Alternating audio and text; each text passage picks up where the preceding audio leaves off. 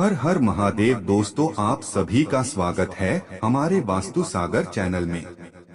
दोस्तों, जब भी किसी की मृत्यु होती है तो उसके परिजन शोक मनाते हैं, लेकिन जब शोक मनाया जाता है तो हम कभी नहीं सोचते कि ऐसा करके कहीं हम मृतक की आत्मा को कोई नुकसान तो नहीं पहुंचा रहे। आखिर क्यों गरुड़ पुराण जैसे धर्म ग्रंथों में मृत्यु के बाद शोक करने को मना किया गया है? दोस्तों, धर्म ग्रंथों में कहा गया है कि मृत्यु एक परम सत्य है। बोलचाल की भाषा में जब किसी मनुष्य की जीवन यात्रा का अंत हो जाता है तो उसे मृत्यु कहा जाता है, जबकि हिंदू धर्म शास्त्रों में मृत्यु को अंत नहीं बल्कि मुक्ति कहा गया है। और ऐसे समय में दुखी होकर विलाप करने को अनुचित बताया गया है। लेकिन दोस्तों, परिवार के किसी सदस्य की मृत्यु कोई शुभ घटना भी तो नहीं है, इसलिए जब किसी प्रियजन की मृत्यु हो जाती है तो रोना और दुखी होना यह बहुत ही साधारण बात है। लेकिन सनातन धर्म के अनुसार ऐसा करना मृतक आत्मा के लिए अशुभ बताया गया है। तो आइए जानते हैं कि हमारे धर्म शास्त्रों में मृत्यु के बाद शोक करने की मनाही क्यों है। इस विषय पर भगवत गीता में भगवान श्री कृष्ण ने और गरुड़ पुराण में भगवान विष्णु ने क्या कहा है, इस वीडियो में हम धर्म के उन तथ्यों को भी बताएंगे जिन्हें आज का आधुनिक विज्ञान भी सत्य मानता है। इसके अलावा किसी प्रियजन की मृत्यु पर शोक न मनाने के बारे में भगवान बुद्ध ने क्या कहा है, वह भी इस वीडियो में आगे जानेंगे। और अंत में हम आपको एक ऐसे विचित्र स्थान के बारे में बताएंगे जहां मौत के बाद मातम नहीं बल्कि परिवार के लोग ही जश्न मनाते हैं।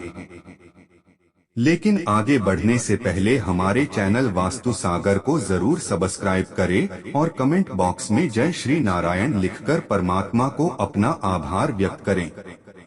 दोस्तों, आप लोग अपने प्रियजनों की मृत्यु पर कई दिनों तक शोक मनाते हैं और यह भी देखने को मिलता है कि कुछ लोगों को किसी की मौत का जिंदगी भर के लिए सदमा लग जाता है। जिस व्यक्ति के साथ हम रोज उठते बैठते हैं, जब उनकी मृत्यु हो जाती है तब आंखों में आंसू आना स्वाभाविक है। रोना इसलिए आता है क्योंकि उस व्यक्ति से हमेशा के लिए बिछड़ जाने का दुख प्रदाय में घर कर जाता है, जो बार बार एहसास दिलाता रहता है कि अब मृतक व्यक्ति उनके साथ नहीं है।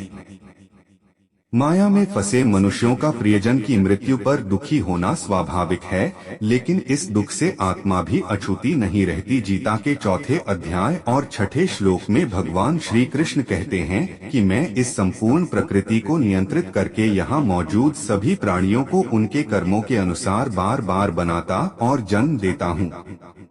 मैं उन्हें नया जीवन देता हूँ और सभी जीव अपने कर्मों के अनुसार जन्म पाते हैं। यही जीवन का सत्य है। गीता में ज्ञान देते समय श्री कृष्ण ने मृत्यु की तुलना वस्त्र बदलने से की है। जिस प्रकार हम प्रतिदिन स्नान करके नए वस्त्र पहनते हैं तो प्रसन्न होते हैं, उसी प्रकार मृत्यु के बाद जब इस आत्मा को दो पिछले जन्मों के कर्मों के आधार पर नया शरीर मिलता है तो उसके लिए शोक नहीं करना चाहिए बल्कि प्रसन्न होना चाहिए। गरुड़ पुराण में बताया गया है कि आत्मा को भी अपने प्रियजनों से दूर होने का दुख होता है। यदि आप बार बार उनके याद करते हैं तो मृतक की आत्मा माया से मुक्त नहीं हो पाती और आपको पीड़ित देख आपसे बात करने के लिए आपके आसपास ही भटकती रहती है।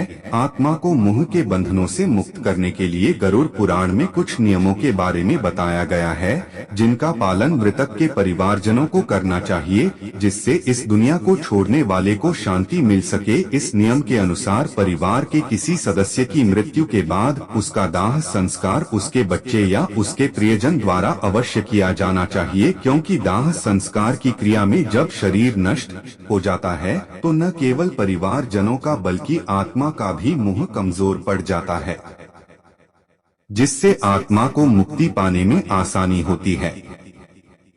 आइए अब आपको मृत व्यक्ति के लिए दुखी होने पर विज्ञान का क्या कहना है वह बताते हैं। विज्ञान के अनुसार मृत व्यक्ति को हर समय याद करने से मन में उदासी और अवसाद की भावना पैदा होती है, और जब हम दुखी होते हैं तो हमारे शरीर में नकारात्मक बदलाव शुरू हो जाते हैं।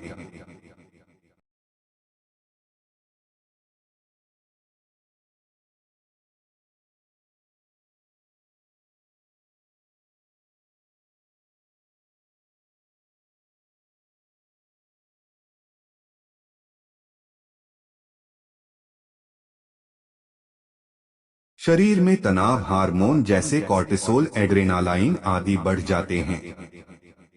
ये हार्मोन दिल की धड़कन, रक्तचाप, श्वसन, मेटाबॉलिज्म आदि पर प्रभाव डालते हैं। अगर यह बदलाव लंबे समय तक बने रहे तो व्यक्ति के अंदर स्वास्थ्य संबंधी समस्याएं पैदा हो जाती हैं। ऐसे व्यक्ति का मस्तिष्क कमजोर पड़ जाता है और निराशा में रहने के कारण अंततः अपने आप को क्षति पहुंचाने की प्रवृत्ति तक पैदा हो जाती है। दोस्तों, आइए अब आपको बताते हैं कि भगवान बुद्ध ने परिवार के सदस्यों की मृत्यु पर शोक व्यक्त करने के बारे में क्या कहा है। इस विषय पर गौतम बुद्ध से जुड़ी एक कहानी प्रचलित है। एक बार एक बूढ़ी औरत गौतम बुद्ध के पास पहुंची। उस महिला की भगवान बुद्ध में गहरी आस्था थी।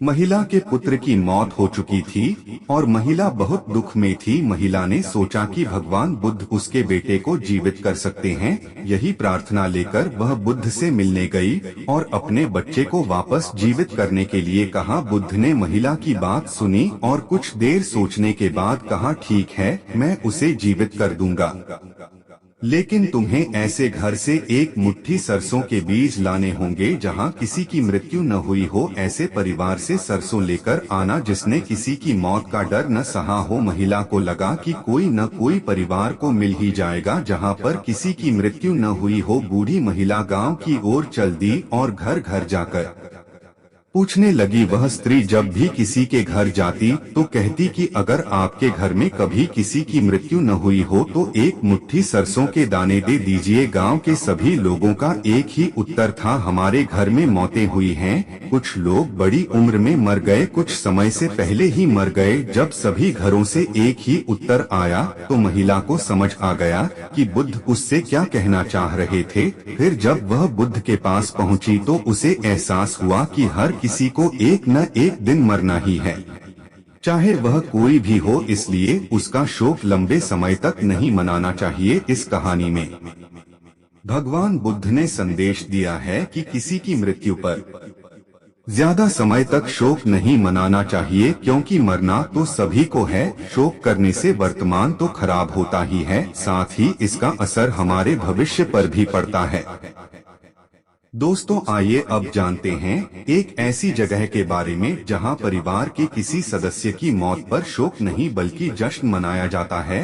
दुनिया में अनोखा बाली द्वीप एक ऐसी जगह है जहां मौत पर शोक नहीं मनाया जाता बल्कि त्योहार की तरह मनाया जाता है।